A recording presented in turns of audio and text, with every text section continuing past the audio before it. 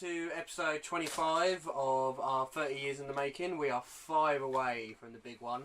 And we are in the Reliance Stadium this time in Texas for Wrestlemania 25. So, 72,744 people watched this along with us. And the first match was CM Punk defeating Kane, Mark Henry, MVP, Shelton Benjamin, Kofi Kingston, Christian and Finlay in 14 minutes 24 seconds in the Money in the Bank match. It's a good start to Wrestlemania. It is a very good start. There's a really cool visual in which there's three ladders set up with all the people up except for Kane and Mark Henry, who just push the ladders over and everyone falls down.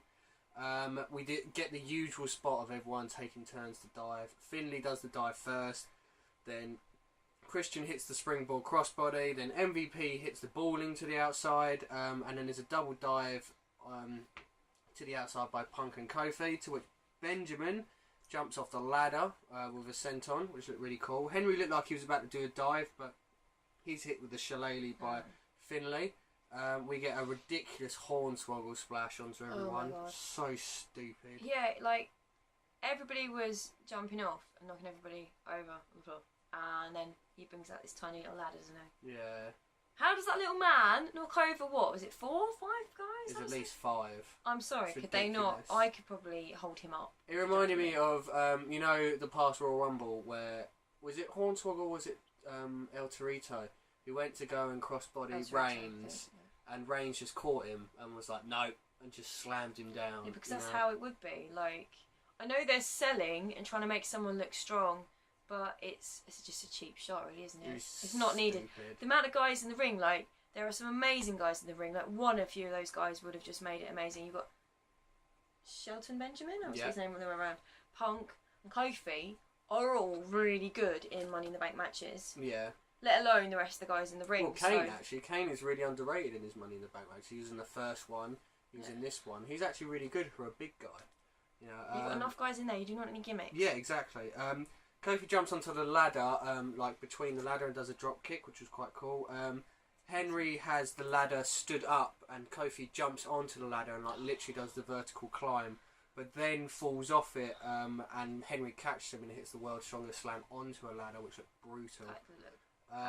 There was a Hurricane Rana by, I want to say Shelton Benjamin, turned into a powerbomb by MVP. There was an unprettier off the ladder to Punk. Shelton scales 3 ladders to roll through and hit a powerbomb, which sadly was botched, but the climbing, he climbed up one ladder like stairs, climbed across a straight ladder, and then up another ladder. This guy's really missed when it comes to Money in the Bank. I think this is actually the last Money in the Bank we see out of WrestleMania as well. Shelton then powerbombs MVP to the outside, and then Shelton is also pushed off a ladder to the outside. Christian choke slams off the ladder, and then Kane grabs Punk by the throat, but Punk manages to keep kicking and then grab the briefcase down for the win. We get Kid Rock performing about 5 songs. I don't know why. And then we get Santino dressed up as a woman beating 25 divas in a battle royale in 4 minutes 35 seconds. We did hands up fast forward because it doesn't count through Kid Rock because there's no point. It's a waste of time and it's not wrestling. But then when we did start and the women were already in the ring, the first second I said to you, that's a man. And I bet you that's Santino. Yeah, it was so stupid. They didn't even tell us who was getting eliminated, and they had a load of returning divas as well. You had Sunny returning, Molly Holly returning, Victoria was in there, you know, Tori Wilson was there. Obviously so distracted. It's really like, I don't know. It was really bad because they just really it was distracted. a shame. It was like, what a way to shit on the divas. You know, if the camera had moved to, you know, the commentators table, they'd all been like tongues hanging out. Yeah. It's like, I mean, you'd have expected that this year. They don't care about the diva division that much. The next match, we had Chris Jericho defeating Rowdy Roddy Piper, Ricky the Dragon Steamboat, and Jimmy Snuka in an elimination handicap match. This match is kind of interesting because, as I told you during it, Mickey Rourke was actually scheduled to face Chris Jericho. He even announced it on the Larry King show, and then all of a sudden he backed out. See, that really winds me up. Yeah, and then they had to create this whole new storyline in which Jericho doesn't respect the legends because of the wrestler movie and that, which kind of works but doesn't work because you've got 3 legends against 1 Jericho. Yeah. You know, it's kind of ganging up sort of thing. Rowdy Roddy Piper and Jimmy Snuka should never have been in this match, but Ricky the Dragon Steamboat, it was like he'd never stopped wrestling. I was surprised because I don't remember a lot of his matches, but I know how much I should respect him, and he was jumping around like any of the other young wrestlers. Yeah, he was awesome. Great. Jimmy Snuka was eliminated very quickly, tapping out to the walls of Jericho, and then Rowdy Roddy Piper was eliminated by the Insiguro, to which it was Steamboat and Jericho, which, thank God. Steamboat literally straight away goes to the crossbody after the elimination of Rowdy Roddy Piper, but only gets 2. Steamboat then skins the cat, which is amazing because this man was 56 years old when he did this WrestleMania, and does a dive to the outside on Jericho. There's a missed lion salt onto Steamboat. Then Steamboat hits a power slam for a 2 count. Jericho locks in the walls of Jericho, but that's reversed into an inside cradle for 2. Steamboat flips over from the suplex really nicely, but then there's a code breaker for the win. Ric Flair then runs into the ring, and goes to attack Jericho with chops. Remember Ric Flair, the guy that was, had the amazing send off in the last year's retired last year, but didn't fancy it. Jericho then hits the code breaker onto Ric Flair, and then Jericho challenges Mickey Rourke into the ring, and Mickey Rourke takes him down with a left hook, which basically says that you've got 4 legends there who couldn't take this guy down, but Mickey Rourke could with 1 punch. There's something else that really annoys me, the fact that he's come in and used boxing when the film was for the wrestler. Was he originally meant to be having a wrestling match with? Yeah. Yeah. So why did he come in? I know it was all staged, but the look on Jericho's face when he started putting his hands up, it was like, shit, I wasn't expecting this. Well, I was annoyed for it. I'm willing to bet that he expected it, but I've never been a fan of bringing in a celebrity and have them beat the wrestlers. Because they have to, don't they? I think it's stupid because these wrestlers are meant to be larger than life. They're meant to be hard to beat, and this one celebrity comes in and beats them. I think it's so stupid. I mean, last year's one I can kind of give because Floyd Mayweather, he's a boxer. Maybe he could take Big Show, but Mickey Rourke, Chris Jericho, no. The next match was one I was looking forward to. It was Matt Hardy defeating Jeff Hardy in 13 minutes and 14 seconds in an Extreme Rules match. I put down here that Jeff Hardy had awful face paint. Matt was, very quickly it went off, and Matt was hit with a WrestleMania poster in which the commentator said a good line, which was, finally he got his face onto a WrestleMania poster. Oops. Yeah, that's quite good. There was a whisper in the wind off the steel steps, then a poetry in motion which missed in the corner. We get Jeff trying to whisper in the wind, but there's a chair to the knee. There's a dry vac hit onto the head of Jeff. It looks like underneath the ring actually has proper items. There's a side effect onto a chair. Matt obviously cuts his head, and it wasn't meant to happen because later on he's thrown to the steel steps and you see the EMTs checking up on him. There's a flying clothesline after running across the ring apron from Jeff. Matt is put into a can and then kicked in the corner. Then Matt is put onto a table, had a chair put on top and a table on top, and Jeff splashes through it. I was quite impressed by that. Yeah, that was good. But Matt gets his foot on the ropes rather than kick out. Jeff then climbs a ladder. He gets 2 ladders, a really tall ladder and a smaller ladder, and he jumps from one ladder, hops the bigger ladder, goes for a leg drop, and he Matt leapfrogged moves. It, didn't he? Yeah. Is that right? Leapfrogged it? Yeah, I'd say leapfrogged, yeah. And wow, that looked like it hurt a lot. Yeah. Then there's a twist of fate, but Jeff's head was in the middle of the chair for the win. I actually really liked this match. I love this match. The only thing I see wrong with it, which is no one's fault, is I still can't tell them apart. I know. Jeff is always the one that has paint on him. Always has paint on him. Jeff. Right, okay. I need to remember this. Orton and Legacy are shown backstage, and to which Rey Mysterio then comes out in an awful Joker's costume to defeat JBL in 21 seconds. Yeah, it was awful. Yeah, basically Rey Mysterio hits the Enziguri, then the 619 before the top rope slash for the win, and wins the Intercontinental Championship, to which JBL quits after the match. And then we go into something special. Undertaker defeating HBK in 30 minutes and 41 seconds. You have HBK building it up that he's the light, whereas Undertaker's the dark. And HBK's entrance, he comes down from above with all the white lights, his white and suit. then and then his music hits, and then Undertaker's music hits, and he comes from below the. It was really well done. And then Undertaker lifts it up, his hands up, and you get all the fire and everything, and all the fireworks. Really cool. Right, so we're going to the match, okay? They trade a load of shots, then HBK jumps onto the top rope and does the suck it before jumping over Undertaker and goes to feign a knee injury. But Undertaker just doesn't care and goes to attack, so Triple H HBK tackles him down. HBK starts working on the knee before locking in the figure 4. But then Undertaker overpowers HBK and slams him into the corner despite the leg injury. There's a snake eyes and a leg drop for 2 count. Undertaker goes for the chokeslam, but that's reversed into a crossface. Undertaker powers out of that by standing up and hits the side slam. There's a flying forearm and a kip up in which HBK goes to the top rope, and we get this awesome little sequence. I'm going to go through the whole sequence. It was so good. HBK goes to the top rope, but Undertaker sits up, and HBK goes for a crossbody.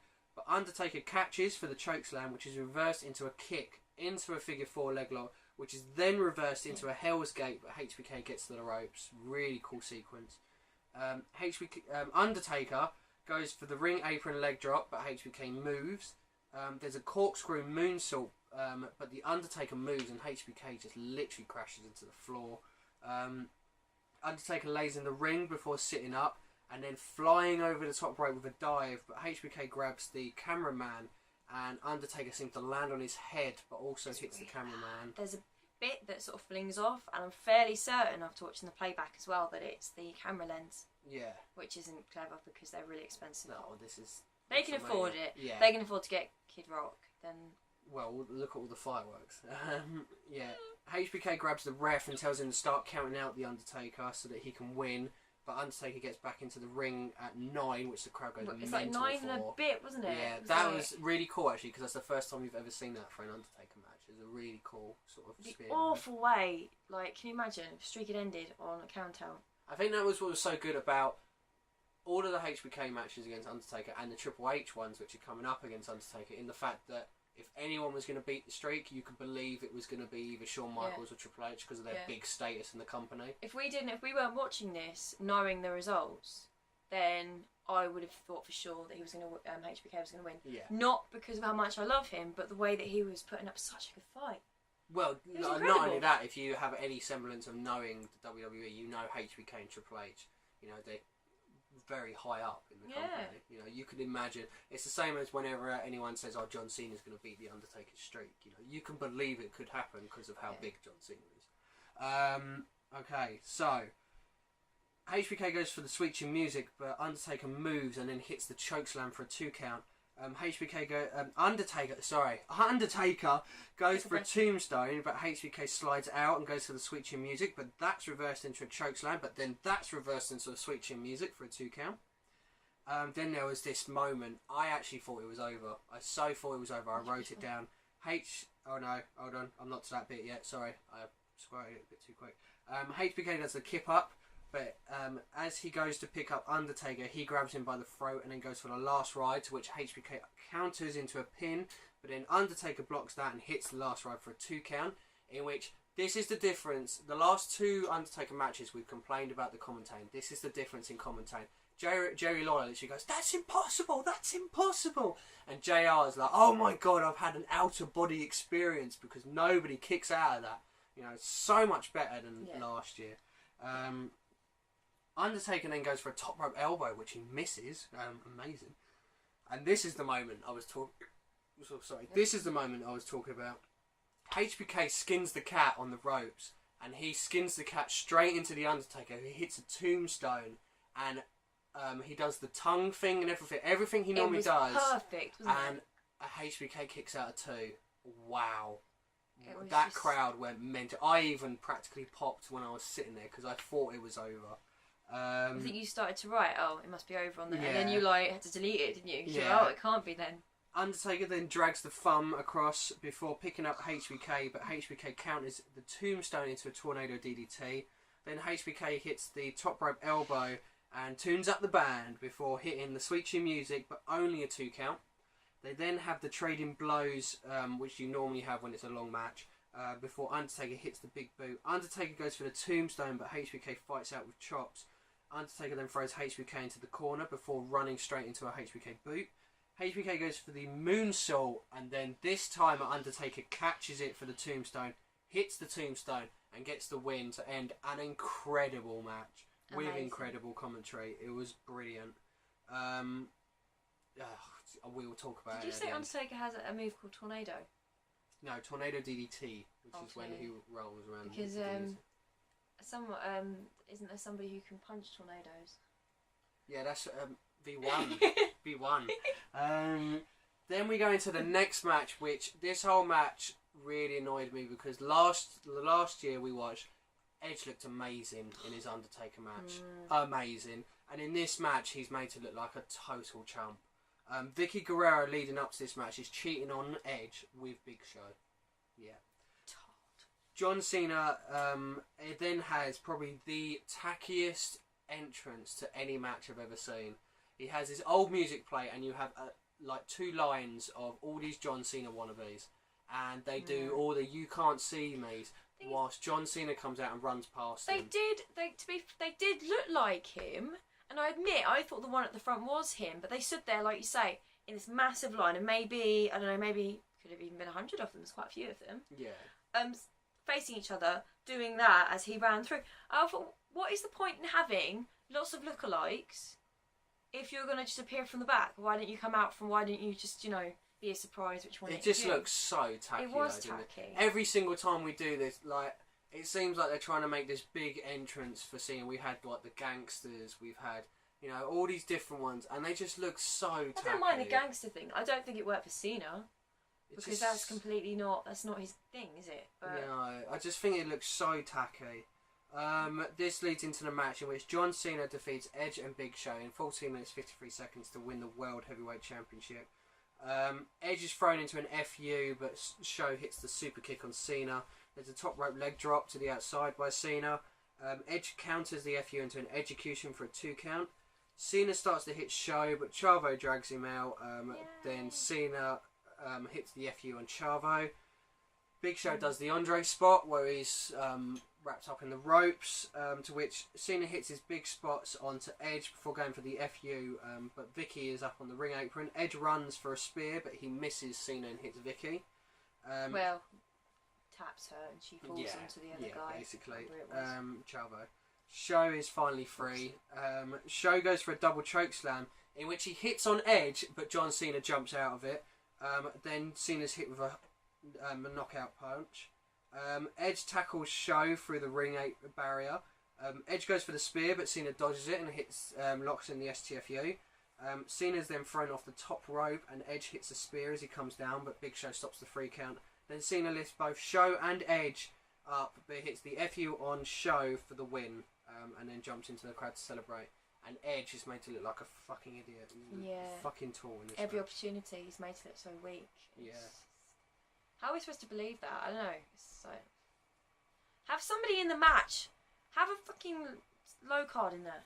Yeah, definitely. Why put somebody who should be, main event?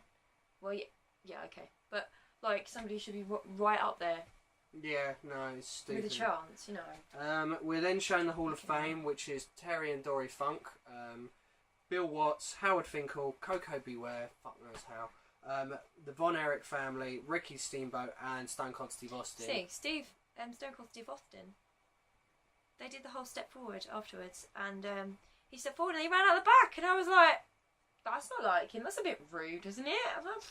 But then he comes out in his ATV, drives to the ring, has a massive beer bash, even shares a beer with his best friend JR. That was nice. And gets into the ring and has a good old beer bash. I said to you, maybe he's gone out the back to get his beer. He's kind of joking, kind of being serious. He took so long. And then he whizzed it. I mean, I don't know. He has obviously been doing that for a long time.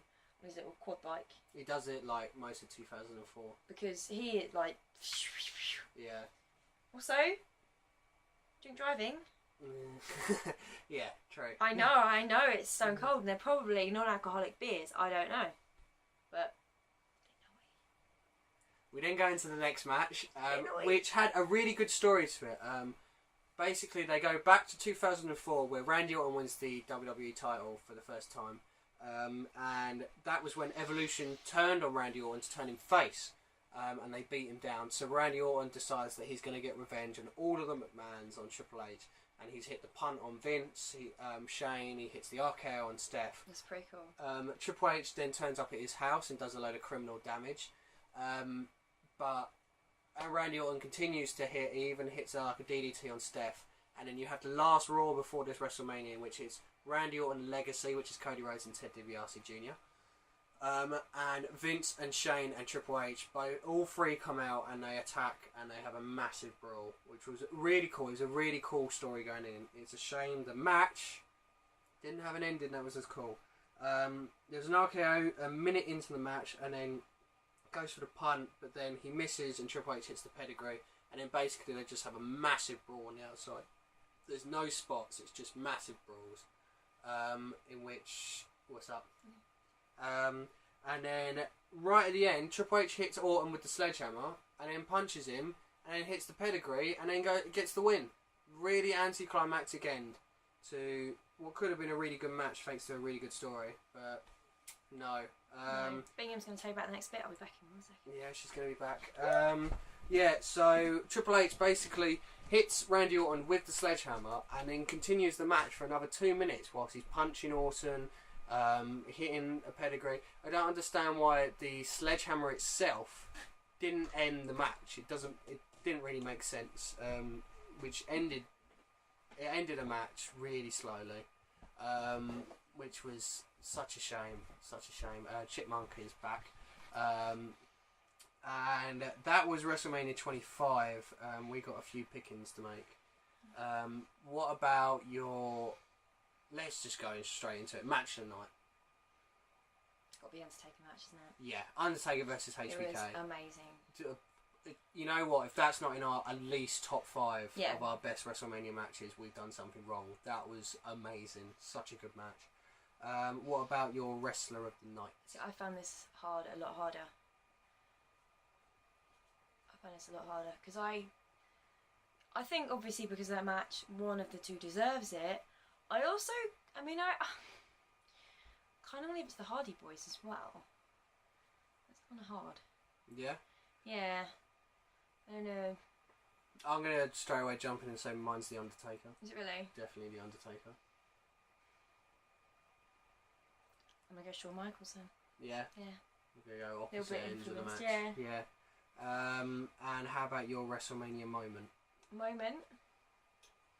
I'm going to jump in and say mine, just in case Go on. you say it. Go on. Mine is when Undertaker hits the tombstone Okay. and you get that 2 count and you get that shot of the Undertaker just shocked that HBK is kicked out of the tombstone. His eyes. He can act with those eyes. Yeah, can't so I'm going to say that one. That one was a really good moment. I really liked it in the Hardy match when they came down on the ladders. The Money in the Bank. Or the... Tables. Oh, where you had the table on top of the table. Yeah? Is that your moment? Yeah. Yeah? Okay, and your overall rating for this WrestleMania? 7. Yeah? I'm going to say 7 as well. Yeah. No, actually, screw it. I'm going to say 8. That Yeah. match was enough to I get out don't there. think it was perfect, but there were a couple really good matches. Yeah, I mean, There wasn't a lot of filler this time. I was entertained all the way through. And it's always nice to see Ricky the Dragon Steamboat wrestle. Yeah. That was WrestleMania 25. We're going on to WrestleMania 26, in which we're 4 away. We're in Arizona this time, and there's 4 matches that I'm going to mention. Okay.